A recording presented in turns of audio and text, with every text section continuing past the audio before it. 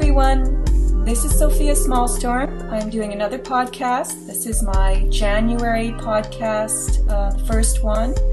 And I'm hoping that you will really enjoy this show. I am going to be talking with a friend, Peter, who is extremely insightful and awake. And he is a binational person. He's half European, half Swedish, that is, and half American. And he is going to discuss with me today the observations he's made growing up, partly in Sweden, partly in the United States, the social changes that have been enacted upon Swedes with their very, willing participation. All of this, I believe, is a model for multicultural mixing, which is Agenda 21 ideal and goal for the world. And also the whole nature of socialism that's creeping into our country and countries all over the world, and was particularly apparent in Sweden even decades ago. So let me welcome Peter to my podcast. How are you? I'm well, Sophia. How are you? Very well, and very glad to talk to you. It took a little while to get you to want to do this with me, but I know it's going to be good. So tell us a little about your childhood, those archipelago summers that you spent in Sweden. Well, they were wonderful. And when I was a child, it was probably, it was certainly the highlight of my childhood. Every summer since I was born, my mother, who was already living in the States, married my father, and she wanted us to experience the Swedish summers, and she was able to rent a little Swedish house, which is these red houses that they all seem to have, or where they summer vacation. Some are in the country, and others were lucky enough to be out in the archipelagos, which are about 36,000 islands that make up the coast of Sweden. So on this island, I spent my summers, and it was a wonderful experience. It was all about jeans, cut off jeans, and clogs, and we actually had outhouses, and we had a sauna, and we went bathing in the ocean, and it was a absolute wonderful experience. And how long were those summers? Did you spend the entire 3 months, and you came from America, were in Sweden for 3 months, and you went back? For the most part, yes. As a child, I did, and as I came into, say, my preteen years, I also went back for camp in the States halfway through the summers. But for the most part, I spent the summers in its entirety, for somewhere early June until school started, I guess, back in the States in late August, early September. Now, did you grow up bilingual? Did your mother speak Swedish to you when you were very small? Yes, I did grow up bilingual.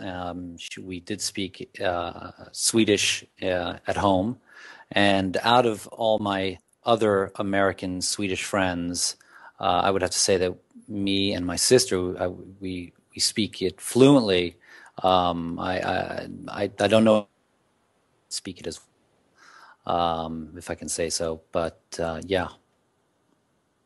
Okay, there was a little glitch in the Skype. We were having some Skype problems, so we missed one of Peter's words. But why don't you just prove to us, rattle off some Swedish, all right? Say anything, because only the Swedes will understand it, and maybe some Danes and Norwegians. Hej Sofia, tack för att jag fick bli intervjuad på din podcast. Very nice. I understood podcast, and tack för, and interview is obviously not a Swedish word, but we're all kind of speaking mixtures of English and other languages these days anyway, right? That's right. So you had this delightful experience in the summer in Sweden, and did you take to Swedish living in the sense of, making Swedish friends and having, playing with them as a child? Did you just kind of slide into Swedish life, or were you always kind of an outsider as a child? No, I took to Swedish life quite easily. This island that we spent our summers on was actually owned by a family, and a large family with different cousins and so forth. And there was a lot of the kids were in my same age, close to that, me and my sister. So I say that I learned Swedish in the sandbox, so to speak. And I guess maybe me and my sister both had an ear for language, but we both took to it quite easily, and we really felt that we were Swedish on all fronts. So I absolutely, I would certainly say that I really felt Swedish. And then going back to America for the school year, how was that binationality apparent back here? Did you feel different? Because I know you've told me recently that you don't feel that you're one or the other necessarily. And that's the case with a lot of people who have dual nationality or dual, even ethnicity, or are bilingual or are bicultural. So tell us a little about how it was coming back to the U.S. Absolutely, you're absolutely right. I certainly wouldn't say that I felt 100% Swedish. We were always the American kids, and I guess there was some sort of a cool factor with that. These Swedish kids thought that was great. These American kids who had their friends from the States, and the same when we were growing up in the States in school. I also felt that I really wasn't 100% American. I adapted well to American culture, but there was certainly that sense that I wasn't 100% American. I definitely felt more European when in the States, and also likewise when I was in Sweden, I didn't feel 100% Swedish. So there was that duality. Now, you know what this makes me really start thinking about is that today, all these people who are immigrating to new countries, they integrate and assimilate very quickly, and they lose that foreignness. I don't know how it is in their hearts, because I haven't talked to all of them by any means, but the idea is now to integrate and assimilate people and make them forget where they came from and what they were as fast as possible, so they can be homogenized and made into these new world order, world citizens. And yet, when you're like what you're describing, coming back and knowing there's something different about you, going there and knowing there's something different about you, being able to handle both the languages and the customs, that says to me that those distinctions were more alive back then, maybe, than they are today for people. Perhaps, yes. Of course, we did travel, obviously, back and fro between the States and Sweden quite regularly. Perhaps that's not the for those that have actually made, let's say, Sweden and countries their home. And I assume that over time, maybe even over generations, they would lose that connection. I would assume also that certain immigrants to these different European countries, some have stronger ties to their home country than others. And of course, in the state of what's happening today, a lot of these home countries are being completely decimated and destroyed. Right. And of course, then there's the whole, the sort of, let's just say, the economic class in which you occupy as someone going from one country to another. When you come in and you're an immigrant, you're dirt poor, you need to find a job, you've got to send money back home. You weren't in that situation, your family.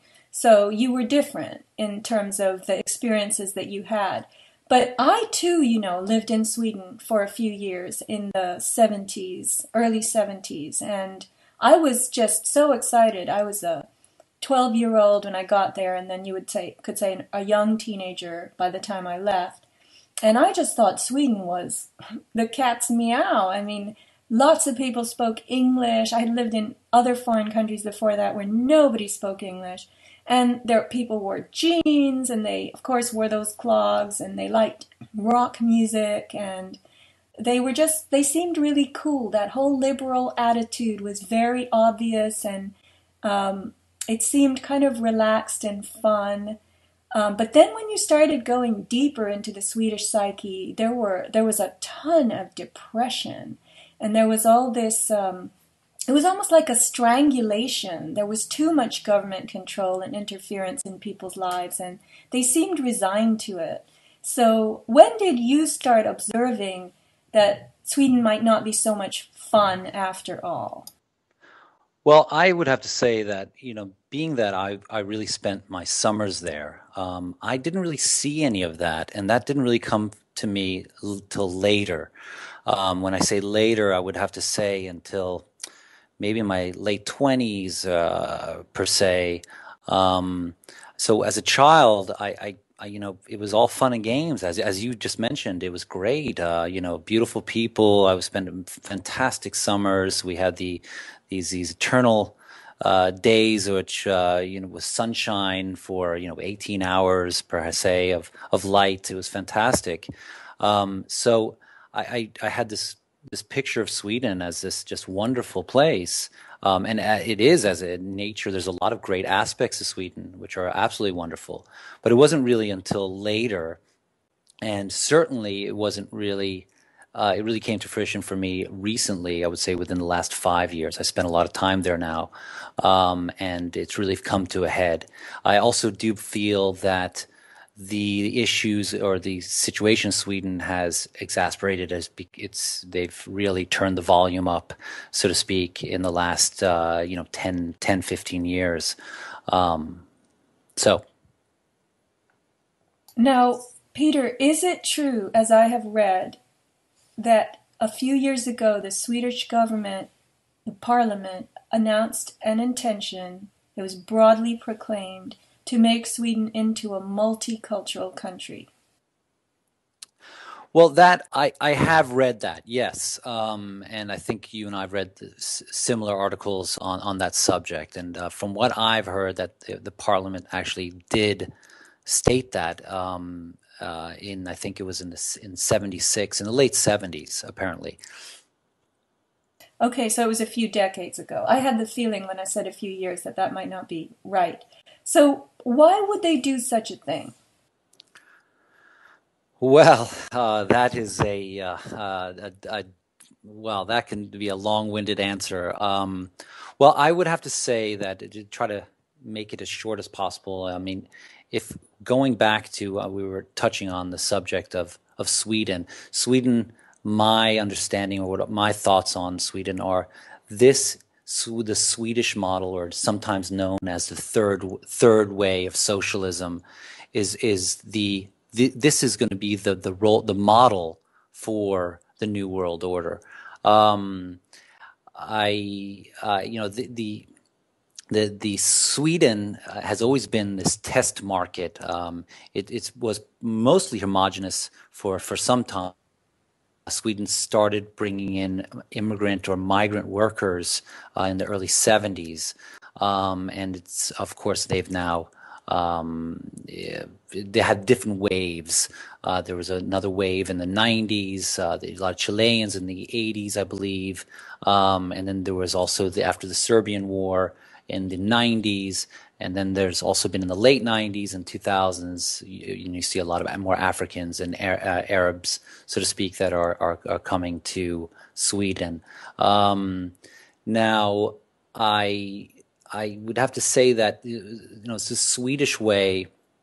It has been this, once again has been this test market for this ideal of what's to come in the New World Order model.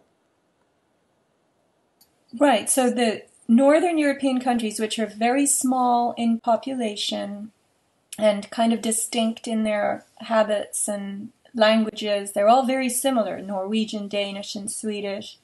I believe there was an article on Jeff Rentz's website years ago about Denmark and how the Danes really believe they have the best country in the world. And I think we know Americans think that, and the Swedes also think that they're very generous and big-hearted to the underdog and those who suffer. And I think that this declaration to make Sweden multicultural was exploiting that, that generosity. We are advantaged, therefore let's welcome all the disadvantaged. Is that correct, do you think? Yes, absolutely. Well, in Sweden, they always say, we say in Swedish, Sverige är bäst. Sweden is best. There's always this ideology that Sweden is the best at everything. And now they are the best at being the humanitarian leader of the world. And now you see even Stefan Löfven, the new PM, came out during the UN, the unveiling of the new Agenda 2030 in New York City in September. In a speech, he came out and stated that he is the feminist leader of the world. So in Sweden, there's been this nation, I would have to say, or this dogma from far back that Sweden is this utopia, right? We've all heard this. I'm sure those who haven't even been to Sweden have heard about Sweden, this fantastic place that everything works, it's great, this welfare system, so to speak. So yes. Well, how do the Swedes feel themselves about the immigration? I mean, when was the last time you were there? I'll ask you that to start with. I was there just recently, a few months ago. There's a lot of there's some issues with that question. There's also hard to get a lot of information. There's some information obviously can be skewed. I mean, most of the press in Sweden is subsidized by the Swedish government. So there's a lot, getting statistics and even crime statistics and so forth are very difficult. There was just an article that just came out recently talking about the fact that the Swedish crime statistics, they will not show any backgrounds or any racial backgrounds, etc., describing the different criminals, the backgrounds of these criminals. Which is crazy in its own right. But I would have to say that going back to something you said earlier, I think that the Nordic heart or the soul of the Nordics, they're quite trusting. And as you said, they seem like they're playing into that. So there's all this disinformation and this propaganda that we see, especially with the Syrian child that we saw this, was it in September on the beach? I mean, this touched so many people, just these images that, of course, who's going to turn away a family in need? So they really play into that. So there is this real divide, but there seems to be a shift with this. Obviously there's been a lot of issues, obviously now with the clone situation and a lot of other issues during New Year's. All right, explain that, please. Well, you have these progressive left ideology where these being the humanitarians to take in everybody and to help everybody out, but obviously there's this other side of the reality. I mean, this ideology sounds fantastic, but what I find, or what I've seen and read, and I've also find with Swedes, are that those that preach this, that they want to be the humanitarian of the world, so to speak, and help everybody out. Even the Swedish Prime Minister had stated before he left office, as he said, he flew over Sweden. He saw just vast land where we can fill everybody. We can build these new places for all these new refugees coming in. Which I think becomes this double standard is that the Swedes talk about, let's bring everybody in, help everybody out. And so the image that the, so to speak, immigrant or a refugee coming to Sweden gets of the Swedes are these beautiful, welcoming, loving people. And they do, when they do come to Sweden, they try to find them housing immediately, help them teach the language, try to get them a job, schooling, medical, etc. And it seems, but these Swedes, it seems like they also want to get this contact with the actual indigenous people, the Swedes themselves. But there is no contact with the Swedes. There's this border and this separatism that becomes, and I think that is what becomes really confusing for the incoming refugee, because all they want to do is they actually would like to meet these Swedes and hang out with them, but there is this line, this fine line between them. They'll help them out, they'll put them in these areas, but then the Swedes will stick to themselves. So it's more of an intellectual exercise to extend yourself and your country to these floods of newcomers, but you separate yourself because you are different and you aren't curious about them, but you will give them jobs. But ultimately, I mean, hopefully, that's the idea. I think this is all government agenda. That's what I would call it. But then ultimately, if you have these immigrants getting jobs, if they become whatever, bank tellers or some service industry job at the point that they've mastered the language enough. Maybe they do physical labor before that. But then you're interacting with them. There is an integration going on. You'll see them. You'll pass them. You'll have to greet them at the bank if they're the teller or the doorman or So how is that received? Is there that? Because these Nordic people are very aloof. That's what I also noticed when I was there. Yes, that's very true. I mean, they have this persona of being cold and uninviting, and there's always the saying that once you get to know them, though, they become your friends. I used to always have this. The Swedes used to say to me, "Oh, in the States, everybody is so chatty and talks to you immediately." And you can walk into a bar in the United States, and immediately, you can talk about the game that's on the TV and become great friends with that person. But does that mean, or when I say great friends, you could have an enjoyable afternoon or evening with that person. Does that mean, though, that becomes your best friend? No, not necessarily. Could it become a friendship afterwards? Absolutely. So the Swedes take great pause with that, and they seem to really be very careful and very weary about opening up to others, and even amongst themselves. I just, even for myself, and I speak the language fluently, I look like a Swede, etc. But when I'm in Sweden, I certainly feel like a foreigner, and it's not inviting in that sense. That it could be where if you're in New York or somewhere else in the States, people automatically will talk to you, and we as Americans were quite vocal and outgoing and speak to each other. So if you look Swedish and you speak the language, and when you're there, you feel like a foreigner, what is that about? Is it the way you're perceiving the people around you? How do the Swedes perceive you? Or are they that way to each other? They're just reserved with each other as well, I think they are reserved with each other, certainly, and I think that's their way.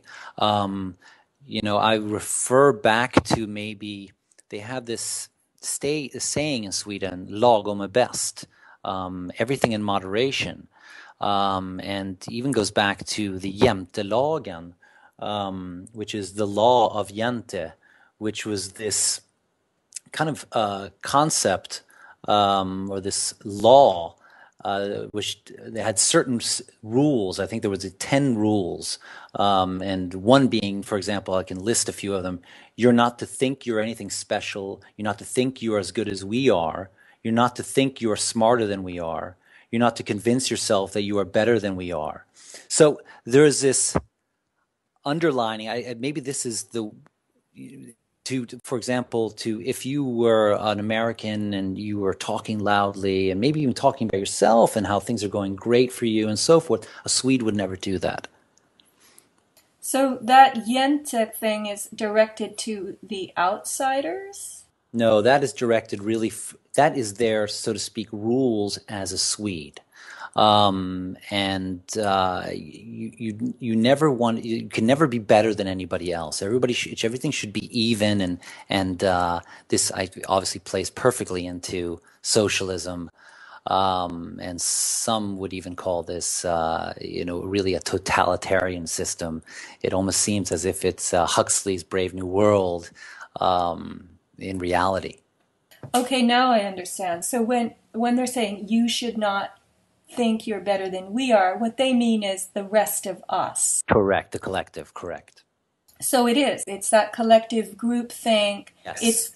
It's creating a soul, a being, a person who is not encouraged to reach for his or her full potential, or be too individualistic, or too, much of a standout. Indeed. I always make a great analogy by saying that an American father to his son or daughter would say, if you study hard and you work hard at it, you can be president of the United States one day. Whereas a Swedish father or mother per se to his child would say, well, if you study hard and you work hard, you can be average like everybody else. Now, I'm thinking about, as you're talking, how this is eventually going to arrive on American shores. Because yesterday I ran into an old friend who is a high school teacher. And he was telling me he teaches at kind of it's a, community around where I am. And the kids are very, very entitled. And they're not brilliant by any means. They're average, but they're not raised to believe that they're anything but exemplary. So he told me that if he gives a B to a kid, he'll hear from the parents. And one parent called him up and goes, my kid has never gotten any B's. What is this? How did he get a B from you? And my friend said, well, I'm looking at his records and he's had 6 or 7 B's throughout high school already. And the father goes, well, I was just speaking theoretically. Theoretically, he's never gotten a B. So in America, the children are treated like they're God's gift, and they're perfect, and the school systems here are supposed to make you feel good and feel, comfortable, and not be thinking you've done anything wrong and you're bad grade or failure. This is the whole nature of it here. It's all feel good. And in Sweden, it seems to be something else. So I'm trying to figure out, how are we going to eventually convert to that Swedish model if that's in fact where we're headed? Well, that's a good question. I can't really state or say on a intelligently enough about the young kids today. All I can refer to is, when I grew up, and I'm sure it's the same for you if you spent some time in the States.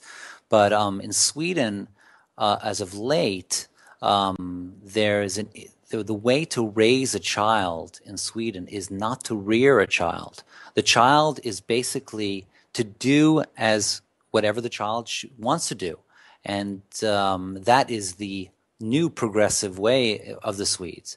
So these kids I see, they become little brats where the parents can't really tell or say anything to the children.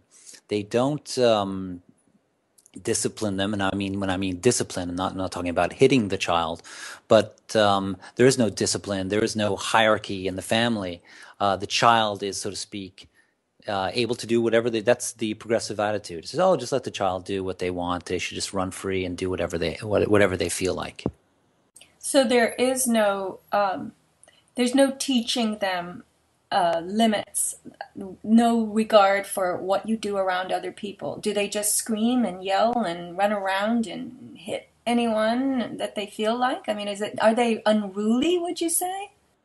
Well, once again, it's hard to draw, paint such broad strokes over all the kids. I've met kids who are raised in a different way. Some children are very much unruly and brats, where other parents raise maybe their children with some more respect and discipline. So it depends. But I would say maybe I would certainly say that is leaning towards, or that is the way. The way to raise society is let the children do as they please. They should do what they want, and this is really, I think, from the articles and so forth, the research I've done or heard talks about. This is going to create some serious problems for these children as they get older, because they've been raised to do whatever they want. They can get whatever they want. But as soon as they come into adulthood and have to leave, so to speak, the hive into the real world, as soon as they or find out that, someone tells them no, their whole world is going to start crashing all around them. Right. Now, you had mentioned in our discussions prior to this show that the Swedes are extremely high tech. They pride themselves on on how much they use technology. So can you tell us a little bit about that? How is it much different from America? Tell me. Well, yes. Swedes are, Kista, which is just north of Stockholm, is the Silicon Alley of Sweden. And they are, Swedes in general are very materialistic, very high tech. There also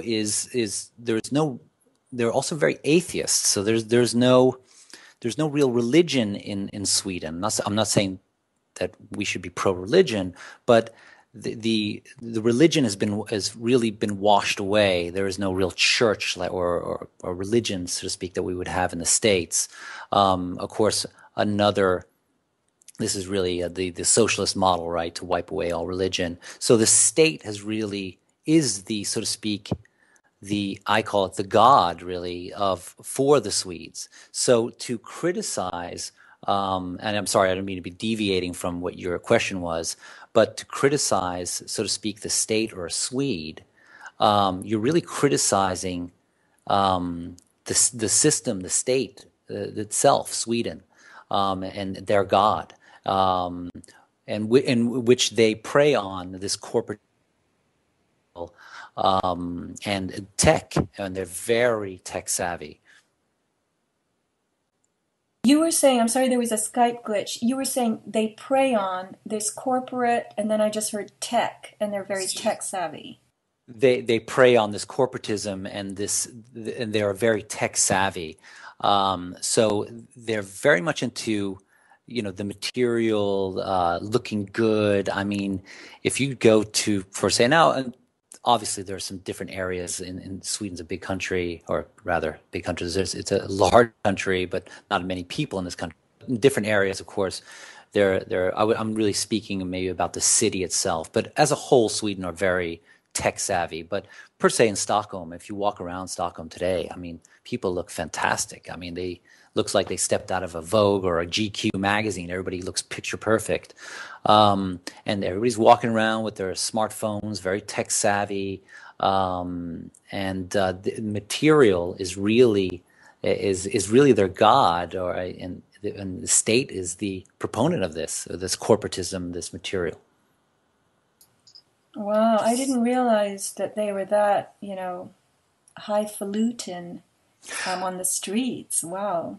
That wasn't how it was when I was there. But of course, I remember the winter, and everybody had these giant coats on and boots, and so I can't really even remember too much about how they dressed in the summer, except that it was scanty and skimpy, which leads me to my next question, and you can certainly talk more about the savvy and technology, but the sexuality of the Nordic Europeans, which has really been kind of amplified over the last great number of decades.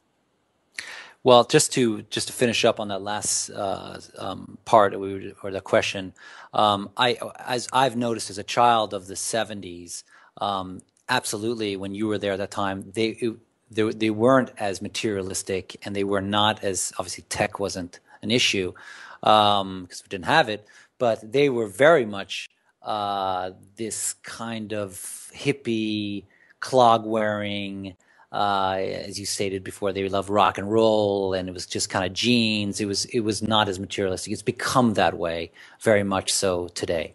But to just finish that off, now with the sexuality, yes, certainly. I believe I was reading something, or I saw a statistic on a map for Europe, and the Swedes, I believe they on average have sex at ages that are 14 or 15 years old. And as you start going further south into Europe, and so you get down to Italy and Spain, or further, or France, or what have you, the age on average increases up to, let's say, 18 or plus.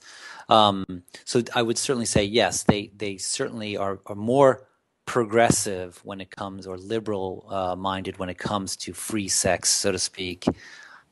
So the idea of, sexual liberties and embracing sexual freedom and being sexually free was definitely something I could observe in the 70s when I lived in Sweden. And I was, of course, a young teenager, so I was becoming aware of these things at that time in my life as well.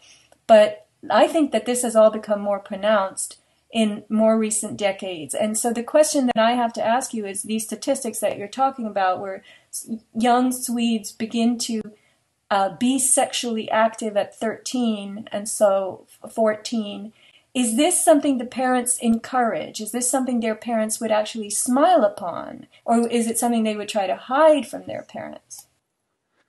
Well, I don't know if it's gotten worse. I don't know if that's correct to say worse, but I was pronounced when I was a kid. I remember Midsummer, that the entire country is completely drunk. And it's part of the midsummer festivities. So if you ever plan to attack Sweden, that would be a perfect time to do it. But nevertheless, it was always one big party. You're dancing around the maypole, and obviously alcohol was consumed in large amounts, maybe more so by others. But then it consummated sex. I mean, that was kind of and I guess this goes back to the kind of pagan ways, but I don't think the alcohol was involved, and I think they had different meanings at that time. But I think that alcohol is a huge issue, plays a huge factor in this. But yes, it is a extremely progressive leftist society about and free sex. Is certainly a large component of the Swedish society, and the parents don't really have an issue with that, if that answers your question. So yeah, it does. And I was speaking last year quite a bit to a guy who was living in Sweden who was very fluent in English, and he told me that it is almost impossible to be nice as a male in Sweden to a Swedish woman, because the Swedish women have been really raised on this heavy diet of feminism, and they've been taught that men are sex maniacs, and they are, not nice, and they're going to take advantage of you sexually, and they're nasty, and everything else. I don't really quite know how to characterize it because I haven't experienced that kind of social tutelage. But he said, you can't open a door for a Swedish woman. She will glare at you. She will go through the other door just to make a statement. And so it's sad to me that the possibilities to relate are so curtailed. And this really opens the door for all kinds of experiments with these other people coming in from these other nations. And we'll get into that in a minute, but I want you to comment on what I just said, please. Your friend absolutely is correct in what he's stating. Now, this is something that I think has happened. Of course, maybe I can't give you exact dates, but it's certainly something newer that's happened. This radical feminism, where feminism has moved away from the ideal of equal rights, equal pay, etc. Now it's become, and you also see this evident in the United States as well, and other European countries, it's become a hate for men and hate for the patriarchy, really hate for men. And that is certainly extremely evident, especially so in the younger kids. And this is creating this huge divide, I feel, and right, once again, I pride myself on chivalry and opening a door for a woman. I don't see anything wrong with that, and I've had the same issue, where you don't get a thank you, or not that I need a thank you, but trying to be a gentleman, and or somebody. So it's certainly it's very true. Well, that's really unfortunate because in a way it flies in the face of this free sex. If you're supposed to have free sex and you don't like the other gender and you're going to treat them badly, you're not even going to look at them when they approach you, then how do you have free sex? True. Yes, I find, or I've seen, or I find now, not comparing to the 70s, which I think was a different era, and I think the free sex was more, from what I remember, saw, there was the free sex, but the woman and man were relatively equal, but I think that recently it's become this radical feminism, and of course you have these really radical feminists, and then but there's a feminism that still is evident in the traditional male female relationships, even if they're married. It seems as if the men are really standing behind their women, so to speak, and the women are taking on the role of the man almost in the relationships. They wear the pants. Indeed. So how does that play out economically in terms of jobs? Do the women have high-paying jobs? Are they sometimes the higher earner in the relationship or marriage or family? No, I don't think that's the case. Obviously, it pertains to the different professions. I think this. I think women in general are doing quite well, especially in the Western world, comparatively to other places, i.e. Saudi Arabia per se. So especially in Sweden, even though they'll tell you differently, the numbers from what I've seen tell a different story. That Swedish women are doing quite well, but once again, there's still this real propaganda that about the patriarchy, and they even go as far now as they want to rename these certain streets in, let's say, Stockholm per se, where they have names of men, and this is how radical things are getting. So they want to rename the streets and give them names of women. So these might be like historic women of importance in some way. Not necessarily. They could be historic names of these streets, and they could just change them to more of a feminine name per se. I mean, you had this row. You might have heard about this, where the children's catalogs for clothing. I don't know who the company was, but they basically come out now in these catalogs where they say that boys, it's okay. Boys can also wear dresses, and the women can wear more boys' attire, so to speak. So they'll actually have printed catalog where the boys will be wearing dresses, etc. So there's a gender neutrality.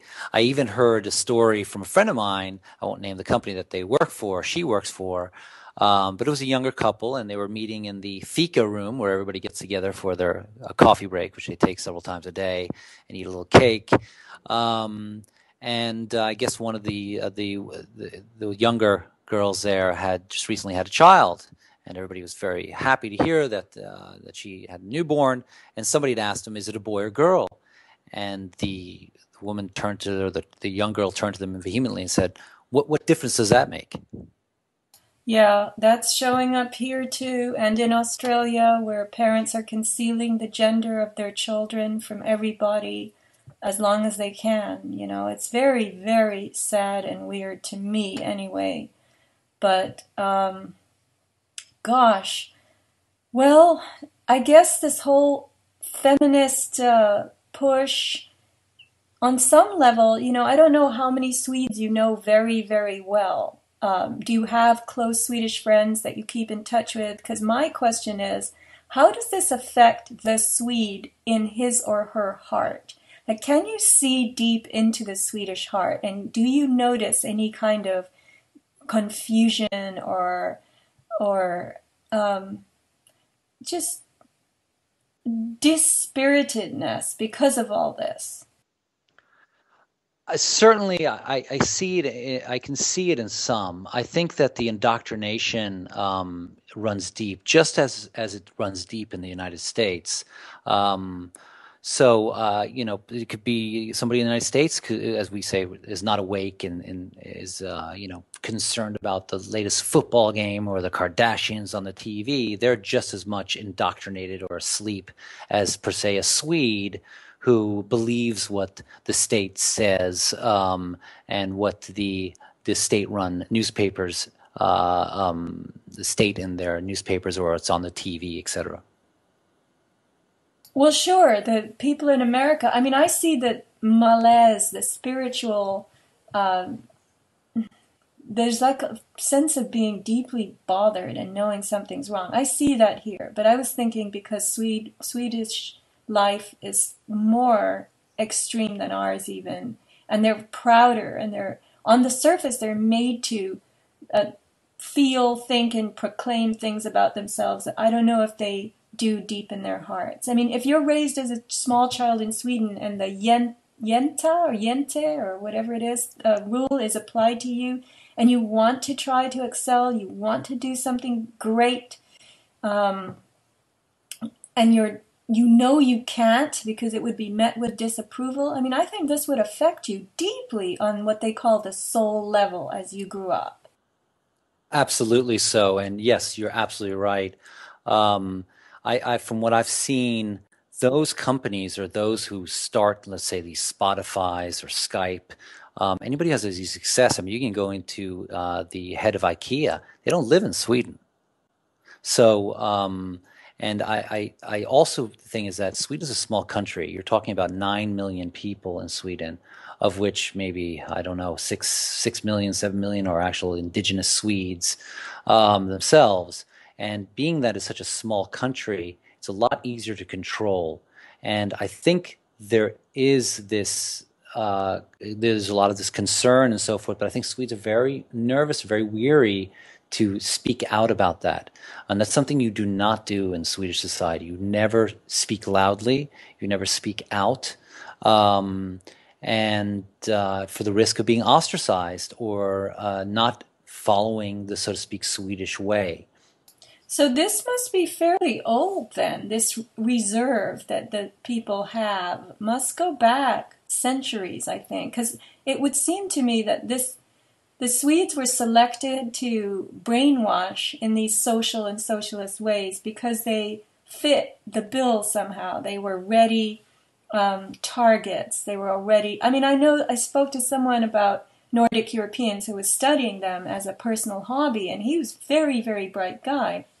He said, look, it's dark and cold 6 months of the year up there. So these people, it's easy to get them drunk. It's easy to get them having just, rapacious sex with one another because there's nothing else to do.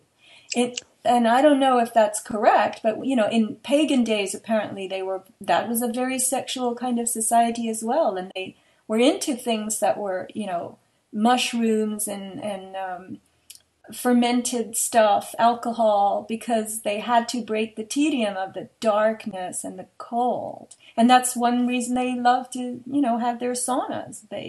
This is another tradition. So the traditions place the Swedes, tell me if I'm wrong, and the Danes and the Norwegians in a position that they could be pushed further into these, these radically liberal, radically experimental forms that are going to be exported here, because we're seeing it. We're seeing H&M, Hennes Mauritz, that's what it was called when I lived in Sweden, the clothing store. And then we called it IKEA, because that's what the Swedes called it, and it was a store for cheap stuff, And now it's here, and it's considered, hey, this is where you go if you're starting out in life. You furnish your house with kitchens and bathrooms and cabinets and closets. Everything is IKEA, and it's considered really cool. Absolutely, and that you see that in the press over the last couple of years, especially, Sweden's always, or one of the Scandinavian countries, are always on the top of the best places in the world to live. Um, and and as you said, the cool factor is there. They've got cool music. They're good-looking people. They're always very trendy and very hip. They're very tech savvy. And I've spoken to several people here in the States that, well, say I start talking to them and they'll ask me where I'm from or where I've been, and I'll say Sweden. And they'll say, "Oh, that's so fantastic! I'd love to move to Scandinavia." And on the surface, absolutely, I think that that's the image that's portrayed, especially in the press media, or the propaganda, as I call it. But I think once you are in the society and really get involved or stay there for some time, you start seeing the cracks and you start seeing through this facade.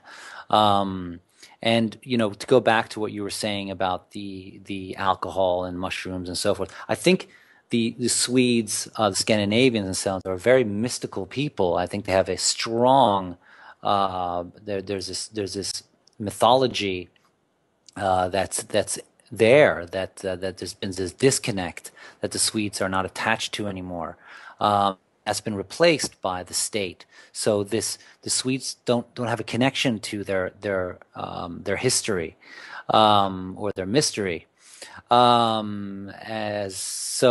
think that they are scattered, and they are lured in by the technology, the material, and that everything's fantastic. I mean, I can have these conversations with Swedes, and as soon as you criticize an aspect of the society, there's an anger there that you cannot have this discussion.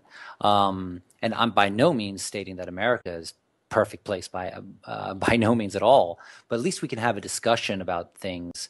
In Sweden, once you start, as I said earlier, once you start criticizing or talking about something like that, they automatically will get very upset. And most Swedes will even say, "Well, you know what? If you don't like Sweden, you can just leave Sweden." Well, that's what they are saying here. They started saying that a few years ago to people who were foreigners. How are Americans perceived by the Swedes in general? Um, you know, Apart from the caricature of the American tourist, burly and wearing a camera with his ugly clothing, unfashionable. Just let's get into that a little bit. Well, I think that once again, there's this polarity, this duality, this double standard with Swedes. I think on one side, they love the American culture. I think it's very cool, and they really love it. And it's evident they love the hip hop, they love the rock and roll. There's actually probably some of the best car collections of vintage American cars and restoration, far better than anybody, even the Americans, in Sweden. And this old culture they call raggar culture, like kind of greaser culture. And they have these huge meets for these cars, and with international acclaim. I mean, even I know of hot rod guys or guys who repair these cars. They come over to Sweden. They say, "Oh, we're going to show these Swedes," and they come there and they are just absolutely amazed how amazing they take care of these cars and restore them. So there is certainly that love for that. But on the other side, they do feel that Americans are dumb. They certainly feel that Swedes are smarter than they are, and they have a better society, and they can't believe that there's such a divide of poor and rich in the United States per se, and the Swedish way is so fantastic because we have universal health care, and we take care of our people, per se. So that's really, once again, I see that polarity or that duality, with their understanding of most things, but in America. Well, yeah, I can see that. I mean, so many aspects of American culture have, as I've now found out, been created. The movies, the music. This is all, Dave McGowan wrote about this extensively in his book, Weird Scenes Inside the Canyon, Laurel Canyon. Did you ever read that book? I didn't read. I have not read it. I would love to read that. I've only heard his interviews, which are absolutely fascinating. And you know, this this as you were speaking to, that's the American dream being one of them. Hollywoodism, the music, the culture. This is also an indoctrination, just like this image that's portrayed in Sweden. Um, so I think there's some similarities for sure. American indoctrination, and then we have the Swedish indoctrination. But Sweden being such a smaller country, I think it's a lot easier to control this little pod, this country, and the people, because they're all the same. They're all Swedes per se. America, we are the multicultural society. Um, Right, we're the melting pot, and I think America was a wilder, more chaotic experiment. I believe that the whole of America was founded on an experimental concept of bringing people in from all different parts of Europe first, and then the slave, importation of Africans, and then getting cultural and racial clashes going. And I think that's what's going to happen in North Europe as well. When you take a society that says um, elevated in its own mind, um, and and religion devoid, as you've pointed out, and you slap right onto it and into it droves of people who have been the third worlders um, forever. I mean, they have been colonized, they've been, manipulated and controlled by foreign interests and foreign powers, their resources, everything. And you stick them in these Nordic European cultures, and they are very driven by and devoted to their religious beliefs and ideals, and they're not openly sexual. They're wearing burqas for God's sake, and they have their 5 times a day prayer, and you put those together, it's just a recipe for madness. Absolutely, I couldn't agree more.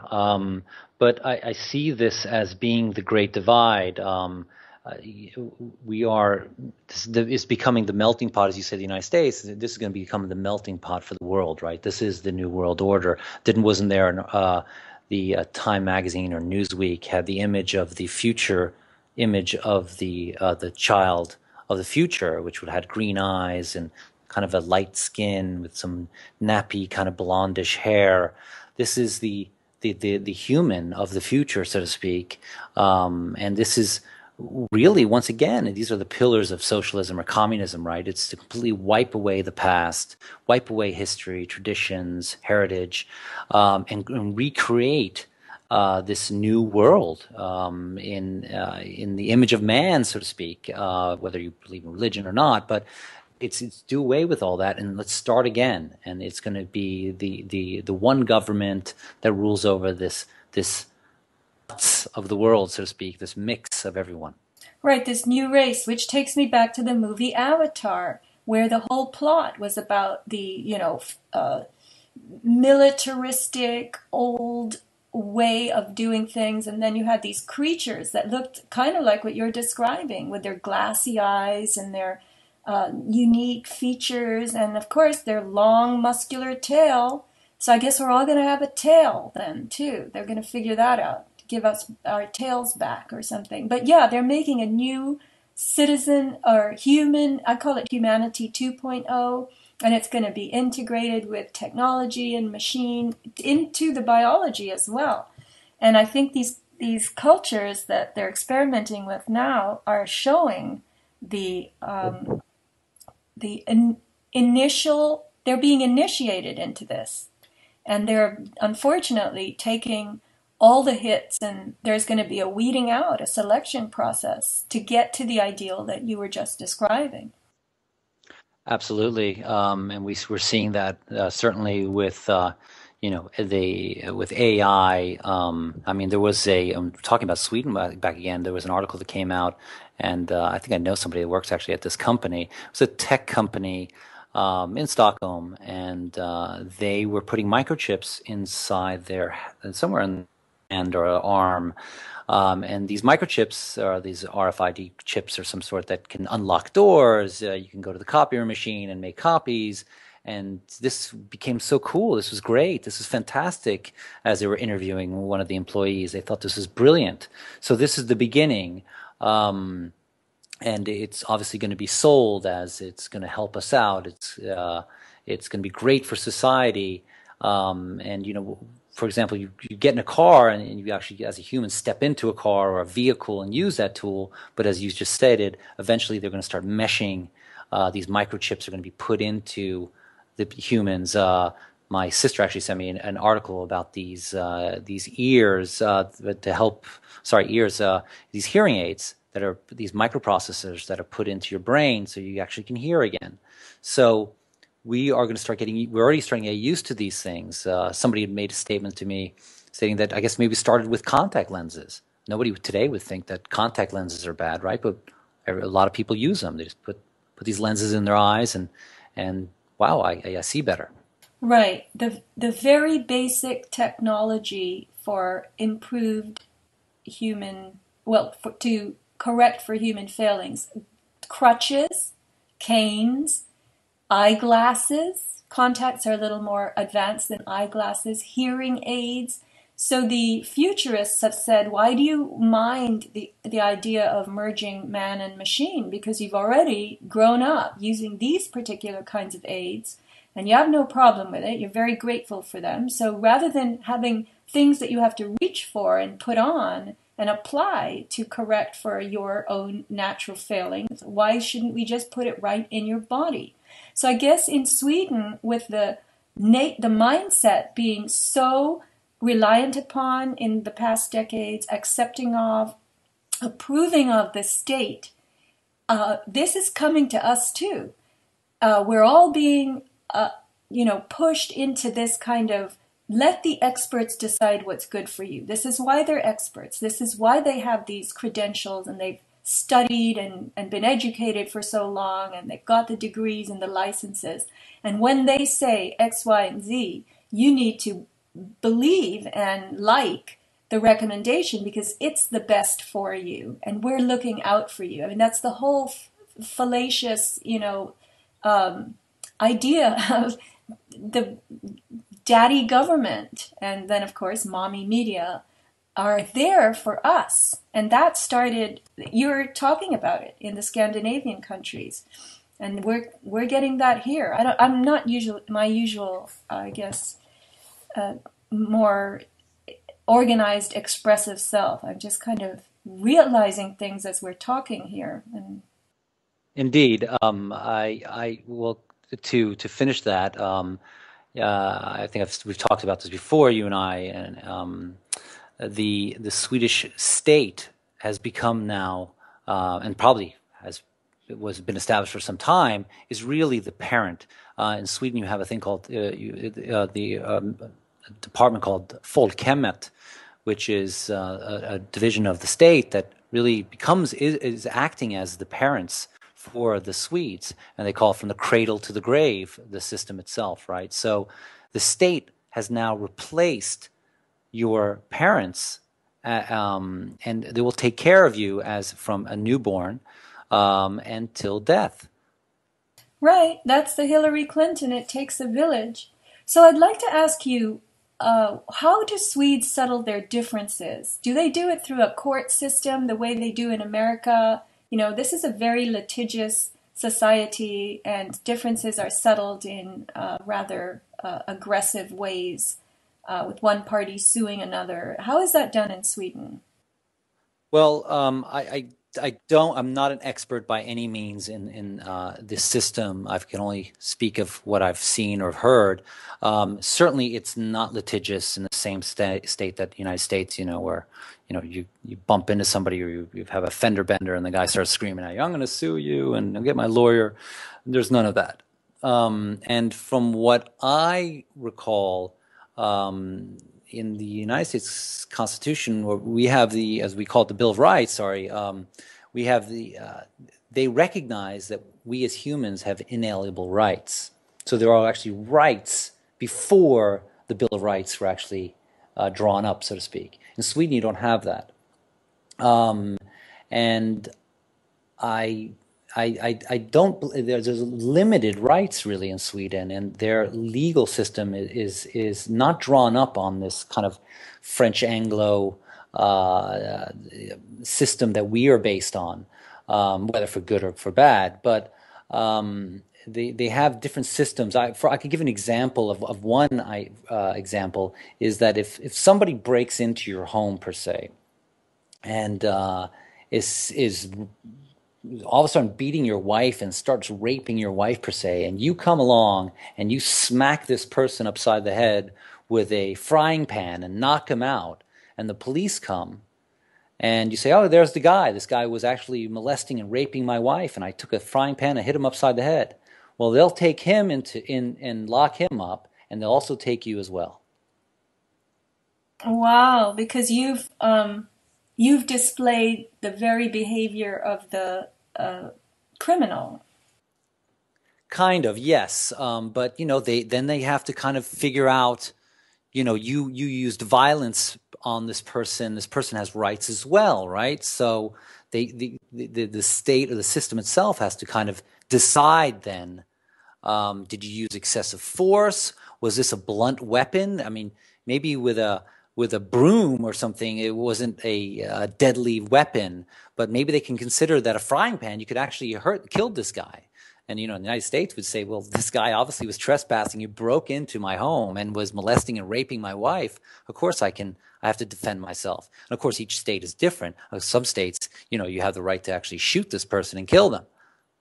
So there's no real concept of self-defense in Sweden to the way that it's everybody has to draw back and be dignified and self-contained and in control at all times, and let the state be the arbiter of what happened and what's to be done. Correct. Yes. I mean, there's the issue that, or the situation we've had now in Sweden, where the Swedish police, they've claimed these no-go zones where these immigrants live, so to speak, and the Swedish police, they'll go in and try to, so let's say stop the situation, or they get called in on the situation. They have to be very careful. They're not like the United States, which I'm saying is a good thing. They won't come in guns blazing with SWAT teams and shooting everybody.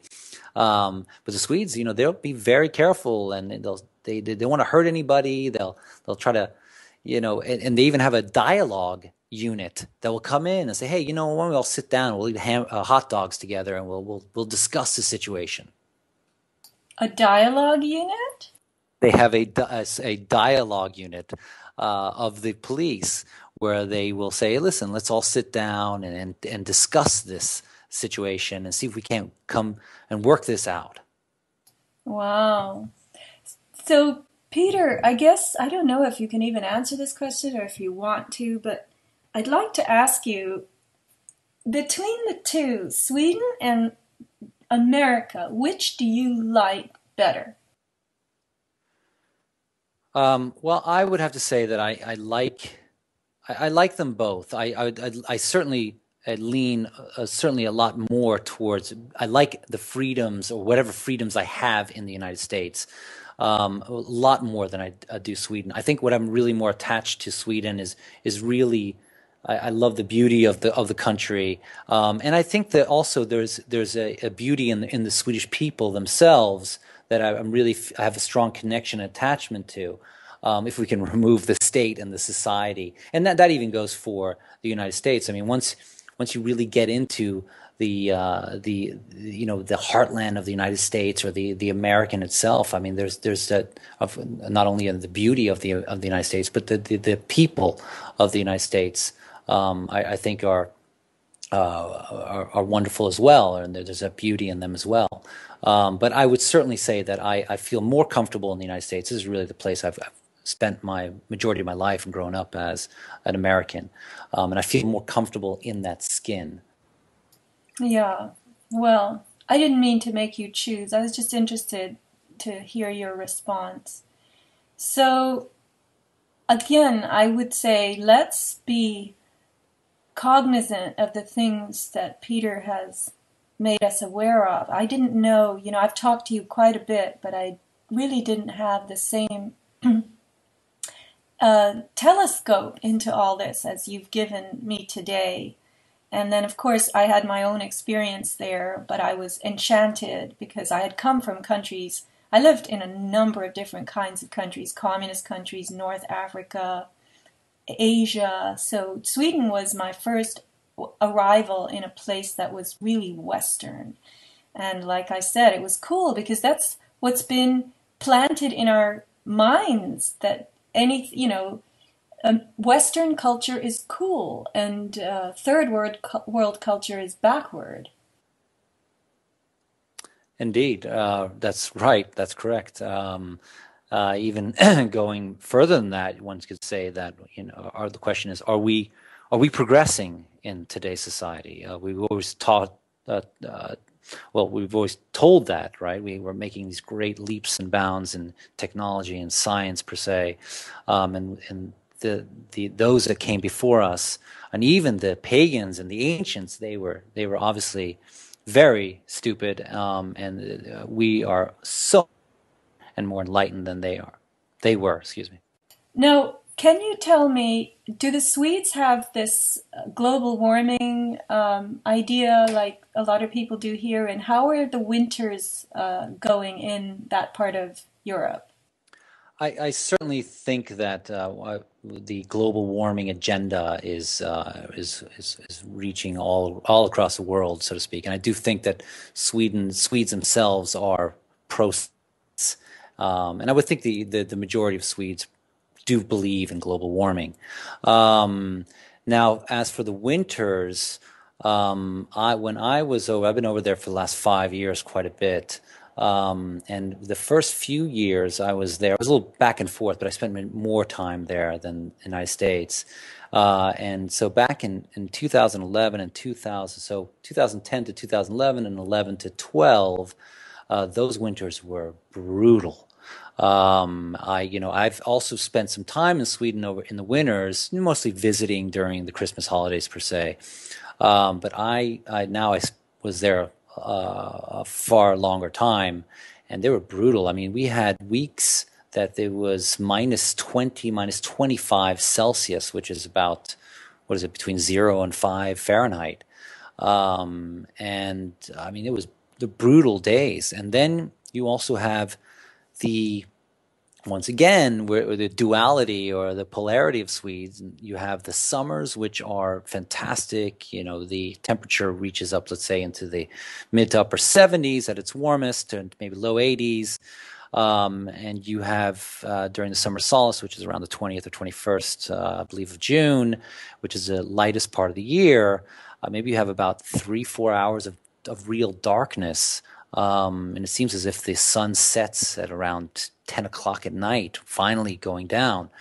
But then you have the other opposite side, and that is the darkest point, which is on Christmas, I believe, or the 21st of December, if memory suits me right. But then you have the darkest time of the year. And I can speak just for the Stockholm, but you will get the sun will come up, if the sun comes up, around 9 in the morning, and the sun sets at about 3 o'clock in the afternoon. And the sun also is never, even in the summertime, it's never at 12 o'clock, if we can say on a clock itself, up in the sky. It's always at a pitch of, let's say, 45, 50 degrees. And then in winter, obviously, the degree even lower than that. Let's say 15 or 20 degrees. And when the sun comes up. So the arc is obviously a lot shallower. What do you mean, if the sun comes up? Well, usually on the days when it's very cold in Sweden, the sun tends to be out on those bitter days, which is great because the sun, and hopefully it snowed, and there is the reflection of light on the snow and glistening, which is absolutely great, and great for the Swedes because we need that light.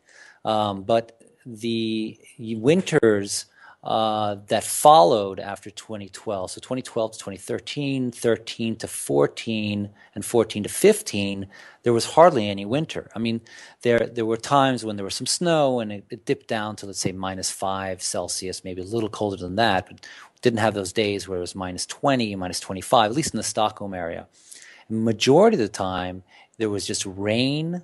It was +5, 6, 7 Celsius throughout, and gray skies. It was days that, and I wasn't there at some of those times, but I remember last year when I was there in the fall, I think there was almost 6 weeks, it felt like the sun didn't actually come out. It was just cloudy and gray skies, as if you were living, let's say, in London.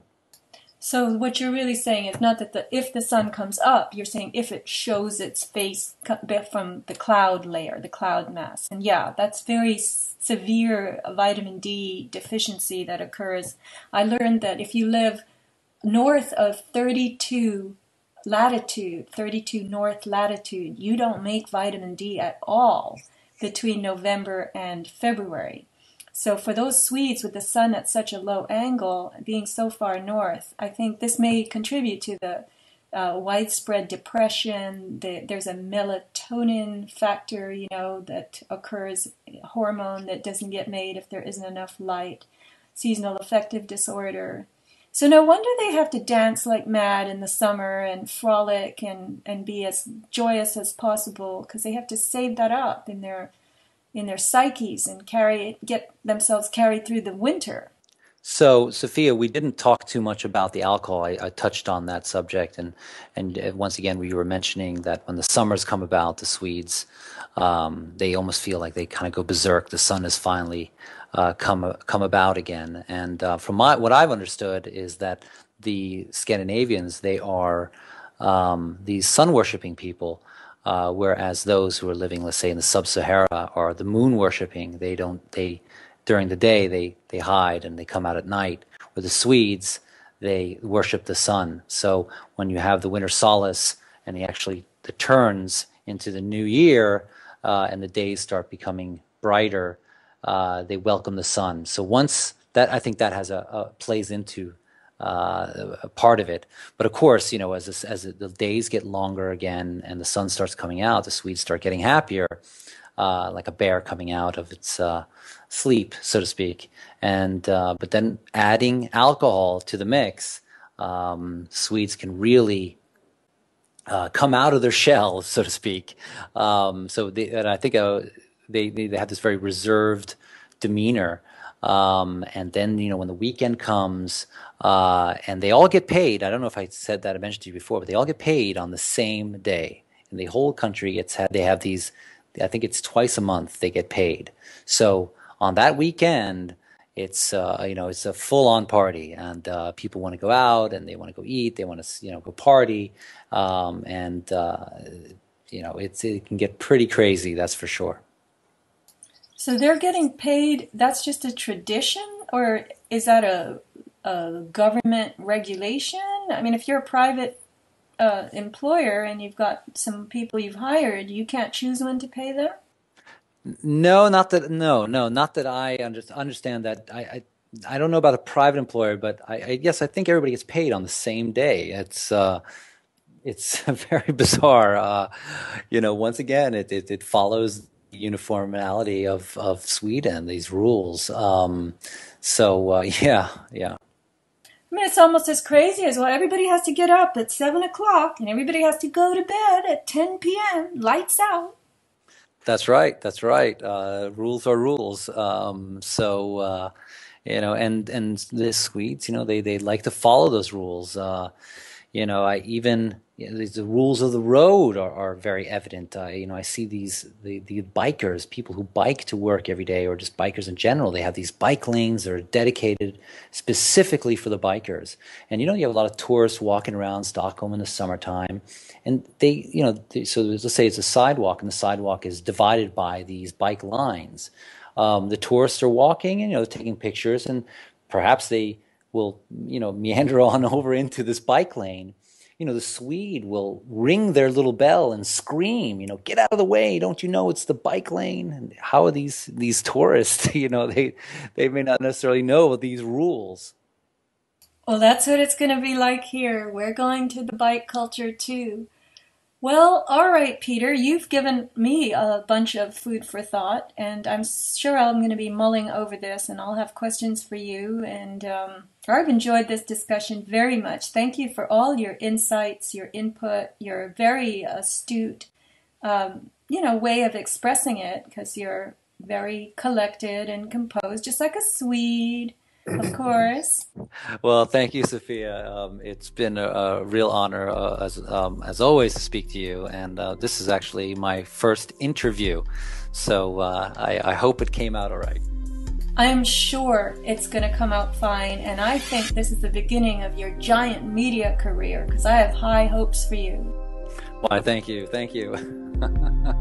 All right, well, thanks again, and I'll be back, hopefully one more podcast this month, because I like to do 2 a month. It's been a treacherous month for me. I was very sick, and then I had all kinds of issues with a little flood in my house and whatnot. So I'll catch up, we'll do another podcast, and then we'll be on to February. So thank you, Peter, and goodbye, everyone. Until next time. Thank you.